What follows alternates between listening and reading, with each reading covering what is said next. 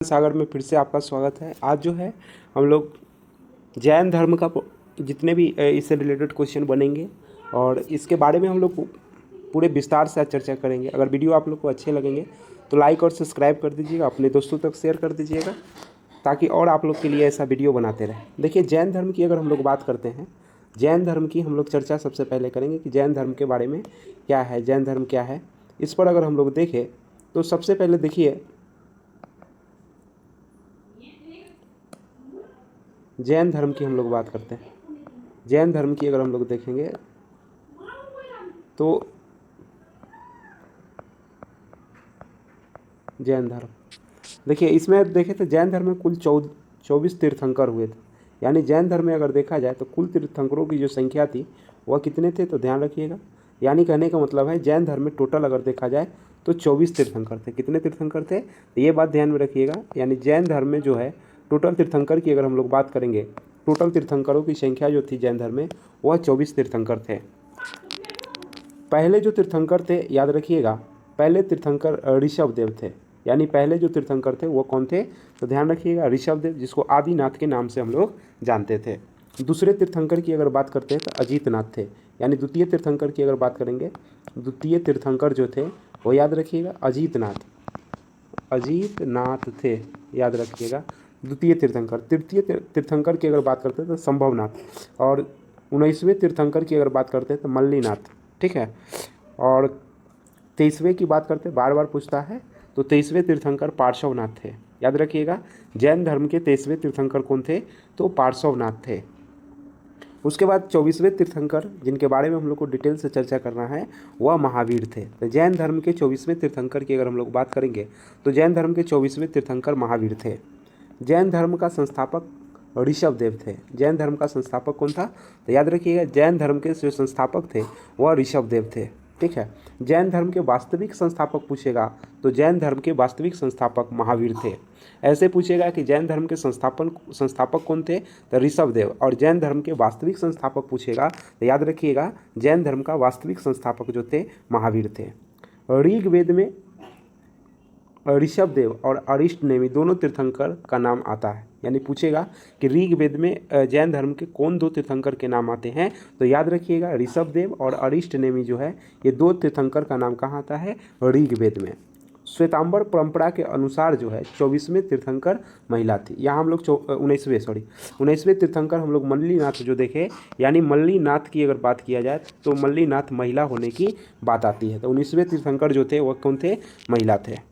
अब देखिए महावीर के बारे में, महावीर का जो जन्म था याद रखिएगा, तो याद रखना है कि महावीर का जन्म 40 ईस्वी पूर्व जो था वह कहाँ हुआ था, तो पूर्व वैशाली के कुंडग्राम, याद रखिएगा वैशाली के कहाँ, कुंडग्राम में हुआ था।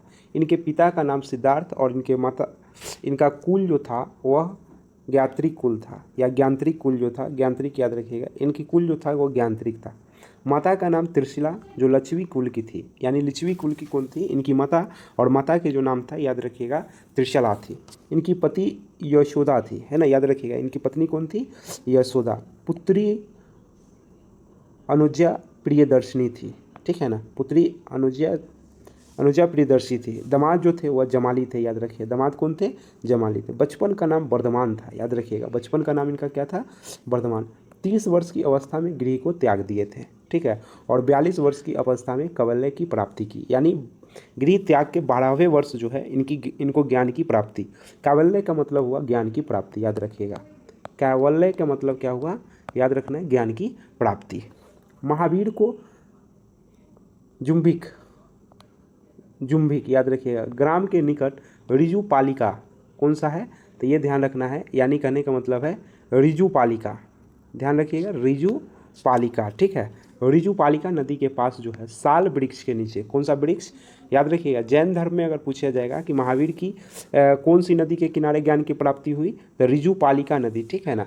और कौन सा वृक्ष था, तो साल के वृक्ष के नीचे जो है महावीर के ज्ञान की प्राप्ति हुआ था। तो ये बात ध्यान में रखिएगा।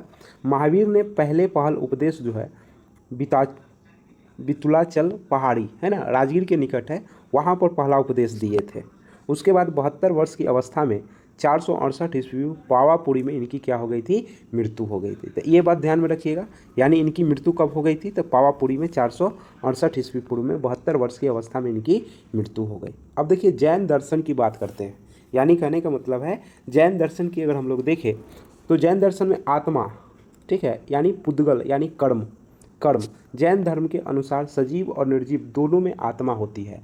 जैन धर्म की मान्यता यह थी कि जैन धर्म के अनुसार अगर देखा जाए या जैन दर्शन के अनुसार अगर देखा जाए तो सजीव और निर्जीव दोनों में आत्मा की वास होती है। नदी, झरना, पहाड़ सभी में क्या है, आत्मा होती है। किसके अनुसार, तो याद रखिएगा ऋग्वेद, ये जैन धर्म के अनुसार आत्मा पुद्गल यानी कर्म से ढका होता है। यानी कहने का मतलब है आत्मा किससे ढका होता है, तो याद रखिएगा पुद्गल यानी कर्म से क्या है कि ढका होता है।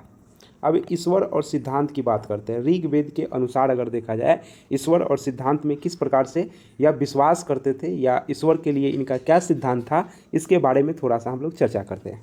देखिए क्या कहता है कि ईश्वर जैन धर्म के अनुसार सृष्टि का निर्माण और विध्वंस में ईश्वर का कोई योगदान नहीं होता है। यानी कहने का मतलब सृष्टि के निर्माण और कहने का मतलब है इसका जो विनाश होने में है ना, ईश्वर का कोई योगदान नहीं होता। इसका मतलब है कि जैन धर्म के अनुसार ईश्वर को नहीं मानते थे। दूसरा है ईश्वर यानी जीन से नीचे था, यानी जीन जो है वह उस जीन से भी नीचे कौन, ईश्वर है। इनके अनुसार सृष्टि अपने शाश्वत नियमों के अनुसार चलती है जिसमें उत्थान और पतन दोनों का काल होता है। जैन धर्म के अनुसार यह कहा गया कि ये सृष्टि जो है अपने शाश्वत जो नियम है उस नियम के अनुसार चलती है ना, जिसमें कहने का मतलब है इनका अगर देखा जाए तो उत्थान भी होता है और इनका पतन भी लिखा होता है, यानी दोनों होता है। उत्थान के काल को उत्स्प्रिनी है ना, और पतन के काल को अवसर्पणी कहा जाता है, ठीक है। यानी कहने का मतलब अवसर्पणी जो है वह कहा जाता है, याद रखिएगा ये दोनों काल को। अगला कुछ है, देखिए जैन धर्म में कर्म और पुनर्जन्म दोनों पर विश्वास करते थे। जैन धर्म में दोनों पर विश्वास करते थे, यानी कहने का मतलब है कर्म और पुनर्जन्म यानी दोनों पर जो है जैन धर्म में क्या है, यानी कहने का मतलब है विश्वास किया जाता था।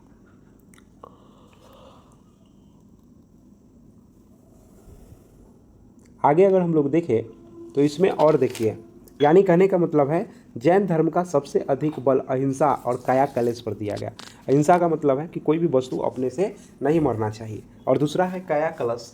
काया कलश का मतलब हुआ कि व्यक्ति जो है अपने आप को, जैसे बाल काटना, दाढ़ी बनाना है तो दाढ़ी बनाना नहीं, दाढ़ी को राख लगा कर नोच लेना है ना, यानी अपने काया को क्लेश करना यानी कष्ट देना है, ठीक है। जैन धर्म में संलेखना यानी समाधि का तात्पर्य क्या है कि अन्न जल त्याग कर, अन्न जल जो है त्याग कर निर्माण की क्या है, यानी मृत्यु को प्राप्त कर जाना, यही संलेखन विधि है। हम लोग जानते हैं कि कहने का मतलब है चंद्रगुप्त मौर्य जो था वह संलेखन विधि से अपनी प्राण को क्या किया था, त्याग दिया था। जैन धर्म में ब्राह्मणवाद, कर्मकांड, यज्ञ का विरोध किया, यानी जैन धर्म में भी ब्राह्मणवाद का विरोध किया, कर्मकांड का विरोध किया, यज्ञ, ये सभी का कहने का मतलब है जैन धर्म में भी विरोध हुआ। अब चलिए हम लोग कुछ जैन दर्शन और उसका प्रतीक के बारे में चर्चा करते हैं। जैन दर्शन जो है अनेकांतवाद, साम्यवाद से संबंधित है। इसमें एक दूसरे से किसी तथ्य की एक दूसरे के सापेक्ष व्याख्या की जाती है। देखिए तीर्थंकर और उनके प्रतीक वाला, यानी तीर्थंकर है और प्रतीक है। ऋषभ देव का प्रतीक क्या है, सांड, पूछता है, याद रखिएगा। अजीतनाथ का क्या है, हाथी। संभवनाथ का क्या है, घोड़ा। मल्लीनाथ का क्या है, कलश। अरिष्टनेमी का क्या है, शंख। पार्श्वनाथ का क्या है, सर्प। महावीर का क्या है, सिंह। तो याद रखिएगा पार्श्वनाथ का सर्प, महावीर का सिंह, ऋषभ देव का याद रखिएगा हाथी, अजीतनाथ का सांड और अजीतनाथ का हाथी, संभवनाथ का घोड़ा, मल्लीनाथ का कलश, अरिष्टनेमी का शंख। तो ये सब कहने का मतलब है, याद रखना है, सबका क्या है, प्रतीक है। आगे है जैन धर्म के सिद्धांत। जैन धर्म के त्रिरत्न था, यानी जैन धर्म में कितने रत्न थे, तो याद रखिएगा जैन धर्म में जो था रत्नों की संख्या 3 थे, इसीलिए त्रिरत्न कहा गया। जिसमें सम्यक ध्यान है ना, श्रद्धा है ना, ध्यान आदमी को, व्यक्ति को रखना चाहिए, सम्यक ज्ञान होनी चाहिए, ठीक है, और सम्यक आचरण होना चाहिए। तो याद रखिएगा, यानी कहने का मतलब है जैन धर्म के अनुसार त्रिरत्न क्या है, सम्यक ध्यान, सम्यक ज्ञान, याद रखिएगा, और सम्यक आचरण। यानी कहने का मतलब है ध्यान, ज्ञान और आचरण, ये जैन धर्म के क्या थे, त्रिरत्न थे। जैन धर्म के 5 महावर्त थे। जैन धर्म में कितने महावर्त थे? 5 महावर्त थे, याद रखिएगा। अहिंसा, है ना, यानी किसी को जान से मारना नहीं है ना, इस प्रकार की कहने का मतलब है अहिंसात्मक जो है प्रवृत्ति होनी चाहिए। अमृतसा यानी कहने का मतलब है, या अमृतसा, या तो ये कहने का मतलब है हमेशा व्यक्ति को सत्य बोलनी चाहिए। असत्य यानी चोरी नहीं करनी चाहिए। अपरिग्रह यानी धन संग्रह नहीं करना चाहिए, यानी व्यक्ति को धन भी संग्रह नहीं करनी चाहिए। ठीक है, यानी कहने का मतलब है अहिंसा हो गया। असत्य यानी कहने का मतलब है झूठ नहीं बोलना। ठीक है, असत्य मतलब होता है झूठ नहीं बोलना। उसके बाद अमृषा की अगर हम लोग बात करते हैं, धन संग्रह नहीं करना, ये ठीक है। ब्रह्मचर्य यानी कहने का मतलब है 5वां जो व्रत था महावीर ने दिए थे वह ब्रह्मचर्य था। तो अहिंसा हो गया दूसरा, और ये हो जाएंगे, यानी कहने का मतलब है असत्य, ये हो जाएंगे औचौर्य, है ना, इसको हम लोग कहेंगे औचौर्य। ये मतलब चोरी नहीं करना है, धन संग्रह नहीं करना है, और 5वां जो है महाव्रत महावीर ने दिए थे जिसको कहने का मतलब ब्रह्मचर्य। तो याद रखिए ब्रह्मचर्य वाला हमेशा पूछता है। जैन धर्म के अनुसार प्रत्येक काल में 63 सलाखा पुरुष, 12 चक्रवर्ती राजा, और कहने का मतलब है 14 तीर्थंकर हुआ है। जैन धर्म के अनुसार प्रत्येक काल में कितने? 63 सलाखा पुरुष, 12 चक्रवर्ती राजा और 24 जो है तीर्थंकर होते हैं। जैन संगीतियाँ, यानी जैन संगीतियाँ 2 प्रथम और द्वितीय। प्रथम जैन संगीति कहाँ? तो याद रखिएगा 300 ईस्वी पूर्व पाटलिपुत्र में। इसकी अध्यक्षता किसने किया था? तो स्थूलभद्र। याद रखिएगा प्रथम कब हुआ था? तो 300 ईस्वी पूर्व पाटलिपुत्र में, और इसकी अध्यक्षता किसने किया था? तो याद रखना है स्थूलभद्र। द्वितीय बौद्ध संगीति कब हुआ था? 512 ईस्वी, है ना, बल्लभी गुजरात में। देवर्धि क्षमा श्रवण जो है इसकी अध्यक्षता किए थे। तो एगो 300, एगो 512 ईस्वी। प्रथम जैन संगीति में भद्रबाहु भाग नहीं लिए थे। इसी संगीति में जैन धर्म जो है वह 2 भागों में बट गया था। तो प्रथम जैन संगीति में ही जैन धर्म कितने भागों में बट गए थे? तो याद रखिएगा जैन धर्म जो है वह 2 भागों में बट गए थे, है ना। पहला जो था वह श्वेतंबर, यानी श्वेत वस्त्र धारण किया। इसके प्रवर्तक थे स्थूलभद्र। याद रखिएगा, यानी कहने का मतलब श्वेतांबर का प्रवर्तक कौन थे? तो याद रखिएगा श्वेतांबर का प्रवर्तक जो थे स्थूलभद्र थे। और दिगंबर जो था जिसका वस्त्र था दिशा, यानी नगन रहते थे, है ना। यह कहने का मतलब है कोई वस्त्र धारण नहीं किए, नगन रहते थे, है ना। इनको दिशा ही अपने वस्त्र को मान लिया था। ठीक है, इसका जो प्रवर्तक थे पूछता है वह भद्रबाहु। तो याद रखिएगा प्रथम जैन संगीति में जो है वह जैन धर्म 2 भागों में बट गया, है ना। एक को हम लोग श्वेतांबर कहे और दूसरे को दिगंबर कहे। श्वेतांबर जो है वो श्वेत वस्त्र धारण किया और इसका प्रवर्तक कौन था? स्थूलभद्र। और दूसरा जो था दिगंबर, है ना, जो दिशा को ही वस्त्र मान लिया और नगन रहता था, इसका प्रवर्तक कौन था? तो भद्रबाहु थे। द्वितीय जैन संगीति में जैन साहित्य को लिपिबद्ध किया गया, लिखा गया, है ना। तो द्वितीय जैन संगीति का क्या ये हुआ? तो याद रखिए उसमें साहित्य को लिपिबद्ध कर दिया गया ताकि आसानी से आगे पढ़ा जा सके। अब जैन साहित्य की हम लोग थोड़ा सा चर्चा करते हैं। जैन साहित्य की भाषा कैसा था? प्राकृत अधमागधी था, है ना। जैन ग्रंथों को आगम कहा जाता है। जैन ग्रंथ में 12 अंग, 12 उपांग, 4 मूल सूत्र और 6 छिद्र सूत्र, है ना। याद रखिएगा, यानी छिद्र सूत्र की अगर बात करते हैं तो इसमें कितने थे? 6। महावीर के उपदेश को अंग में संकलित किया गया, यानी कहने का मतलब है महावीर के जितने भी उपदेश दिए गए उस सबको कहाँ संकलित किया गया पूछेगा तो याद रखिएगा अंग में। अंग के आगम का उल्लेख उपांग में मिलता है। अन्य संप्रदाय और सामाजिक स्थिति की हम लोग थोड़ा सा चर्चा करते हैं। आजीवक संप्रदाय, इसके संस्थापक मौखली पुत्र गोसाल थे। आजीवक संप्रदाय नियतिवाद को मानता था। चवार्क ने भौतिकवाद की, चवर्णक याद रखिए, चवर्णक जो है वह भौतिकवाद सिद्धांत को क्या किए थे? दिए थे।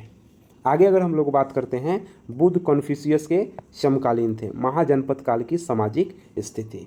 अब देखिए महाजनपद काल में अगर देखा जाए चतुर्थ वर्ण व्यवस्था, जिसमें ब्राह्मण की स्थिति सबसे अच्छी थी। तो याद रखिएगा, यानी प्रथम जो अगर हम महाजनपद काल की सामाजिक स्थिति देखें तो उसमें ब्राह्मण सबसे अच्छी स्थिति में था। इस काल में पहली बार छुआछूत की अवधारणा भी विकसित हुआ, यानी ऊंच नीच के भेदभाव जो है इसी काल में जो है वह देखने को मिली थी। आगे अगर देखा जाए इस काल में महिलाओं की स्थिति में गिरावट आई, है ना। वर्ण संस्कार द्वारा विभिन्न जातियों की संख्या में वृद्धि हुई। अब विवाह के देखिए बात, यानी विवाह को एक पवित्र बंधन माना जाता है, यानी शादी विवाह जो होती है उसको उसका जो है एक पवित्र बंधन माना जाता है। विवाह अनुलोम विवाह उचित होने पर, प्रतिलोम विवाह अनुचित होने पर। उचित तरीके से होगा तो अनुलोम विवाह होगा, अनुचित तरीके से होंगे तो उसको प्रतिलोम विवाह कहते हैं। प्राचीन में अगर देखा जाए तो विवाह की प्रकार की हम लोग चर्चा करते हैं। धार्मिक ग्रंथों में कुल 8 प्रकार के है ना विवाह की चर्चा है। 4 अनुलोम है और 4 प्रतिलोम विवाह की चर्चा किया है। 4 अनुलोम और 4 प्रतिलोम। अनुलोम विवाह में कौन कौन से विवाह है उसकी हम लोग चर्चा करते हैं। पहला है ब्रह्म विवाह, है ना। इसमें माता पिता की इच्छा से कन्या के पिता द्वारा उचित उपहार देकर किए जाने वाले शादी को ब्रह्म विवाह कहते हैं। यानी माता पिता की इच्छा से कन्या के पिता द्वारा उपहार देकर जब शादी की जाती है तो ऐसे शादी को हम लोग क्या कहते हैं, ब्रह्म विवाह कहते हैं। प्रजापत्य विवाह, है ना, बिना किसी दहेज के माता पिता के इच्छा द्वारा की जाने वाले विवाह को प्रजापत्य विवाह कहते हैं। आर्ष विवाह, यानी कन्या के पिता द्वारा एक जोड़ी बैल एक जोड़ी गाय देकर की जाने वाली विवाह को आर्ष विवाह हम लोग कहते हैं। यानी एक जोड़ी बैल और एक जोड़ी गाय देकर जो शादी किए जाते हैं उसको हम लोग कौन सा शादी कहते हैं, आर्ष विवाह कहते हैं। और चौथा अगर देखा जाए दैव विवाह, किसी धार्मिक अनुसंधान या यज्ञ कार्यक्रम में पुजारी, है ना, के साथ माता पिता द्वारा किए जाने वाले विवाह को दैव विवाह कहते हैं। यानी किसी पुजारी द्वारा, है ना, उसके माता पिता की इच्छा के अनुसार जो शादी करा दी जाती है तो उसको हम लोग कहते हैं दैव विवाह, है ना। बड़े अनुसंधान में जो पुजारी ये सब है ना, उसके साथ अगर किसी का शादी हो जाता है माता पिता की इच्छा के अनुसार तो उसको हम लोग कहते हैं दैव विवाह कहते हैं। अब देखिए प्रतिलोम विवाह भी कितने प्रकार के, 4 प्रकार से है। पहला राक्षस विवाह, है ना, अपहरण द्वारा किसी महिला से शादी अगर कोई करता है तो उसको हम लोग कहते हैं राक्षस विवाह कहते हैं। पैचास विवाह, है ना, बेहोशी या सोई अवस्था में कन्या के साथ किए जाने वाला विवाह को हम लोग क्या कहते हैं, पैचास विवाह कहते हैं। गंधर्व विवाह, है ना, माता पिता के इच्छा के विरुद्ध अपनी इच्छा से, जिसको हम प्रेम विवाह कहते हैं, की जाने वाली विवाह को गंधर्व विवाह कहते हैं। असुर विवाह, कन्या को खरीद कर की जाने वाली विवाह को असुर विवाह कहते हैं। तो ये 4 प्रकार की विवाह देखने को मिलती है। अब जनपद के महाजनपद कालीन आर्थिक जीवन क्या थी इसके बारे में हम लोग थोड़ा सा चर्चा करते हैं। महाजनपद काल में अर्थव्यवस्था का मुख्य आधार क्या था, कृषि। याद रखिएगा, महाजनपद काल में अर्थव्यवस्था का जो है मुख्य आधार की अगर हम लोग बात करेंगे तो कृषि। इस काल में पहली बार कृषि कार्यों में लोहा का प्रयोग हुआ। पूछेगा कि कौन सी काल में पहली बार जो है वह लोहा का प्रयोग किया गया, तो याद रखिएगा, यानी कहने का मतलब है महाजनपद काल के में। महाजनपद काल में कृषि में होने वाली अधिशेष उत्पादन ने द्वितीय नगरीकरण का क्या दिया, जन्म दिया। इस काल में उत्तर कालीन पॉलिश मृदभांड, याद रखिएगा, मृदभांड NBPW यानी नॉर्थर्न ब्लैक पॉलिश्ड वायर, ये नहीं होगा, मिट्टी वाला है, ठीक है ना, बर्तन की बात होगा, तो इसको हम लोग कहते हैं। देखिए उसके बाद है जनपद काल में पहली बार मौद्रिक प्रणाली की शुरुआत, पैसा ये सब की भी शुरुआत जो है इसी काल में हुआ। पंचमार्क आहत सिक्के जो चांदी के होते थे, पंचमार्क आहत जो है किसका सिक्का होता था, जिसका उपयोग सर्वप्रथम इस समय हो। पंचमार्क सिक्के मुख्य रूप से व्यापारियों द्वारा किए जाते थे। इसका व्यापारिक श्रेणी या गिल्ड के रूप में संगठित थे। तो इस प्रकार से हमने आपको जैन धर्म और कहने का मतलब महाजनपद काल के कुछ सामाजिक आर्थिक स्थिति के बारे में हम लोग चर्चा किए। आप लोग को वीडियो अगर अच्छे लगेंगे, पुनः कह रहे हैं, तो इसको लाइक और सब्सक्राइब कर दीजिए, अपने दोस्तों तक शेयर कर दीजिए, ताकि ऐसे वीडियो आप लोग के लिए बहुत सारे टॉपिक पर बनाते रहें। धन्यवाद।